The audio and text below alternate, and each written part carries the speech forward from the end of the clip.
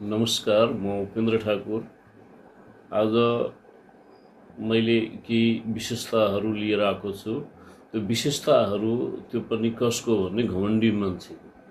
घमण्डी मान्छेहरूलाई आफैलाई थाहा हुँदैन कि म घमण्डी छु भनेर। त वास्तवमा भन्नुपर्दाखेरि के कस्ता गुणहरू हुने गर्छन् त्यो व्यक्तिहरू जो घमण्डी हुने गर्छन्। घमण्डी मान्छेहरूको पहिलो पहचान अथवा पहिलो गुण अथवा पहिलो विशेषता आफूलाई अरूभन्दा श्रेष्ठ ठान्ने गर्छन्। त्यो व्यक्तिहरू आफ्नो विचार, क्षमता, उपलब्धिलाई अत्यधिक ठुलो मान्ने गर्छन्।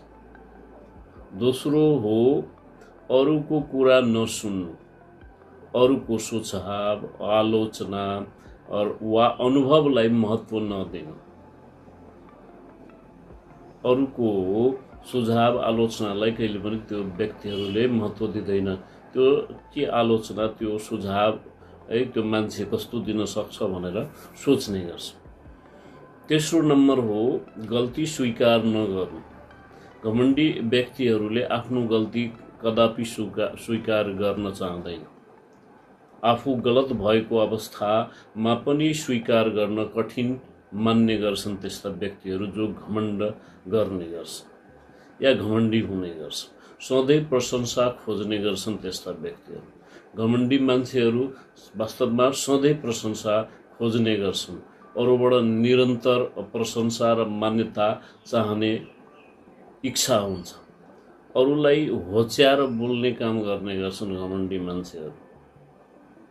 जो घमण्ड हुने गर्छन्, जो व्यक्तिमा घमण्डीपना हुने गर्छन्, त्यसले अरूलाई होच्याएर बोल्ने गर्छन्। चाहे जातको नाउँमा होस्, चाहे कामको नाउँमा होस्, चाहे रङको नाउँमा होस्, अरूलाई होच्याएर बोल्ने गर्छन्। सहानुभूतिको कमी हुनु। यस्ता व्यक्तिहरू अरूको भावना वा समस्यालाई पर्याप्त महत्त्व दिँदैन।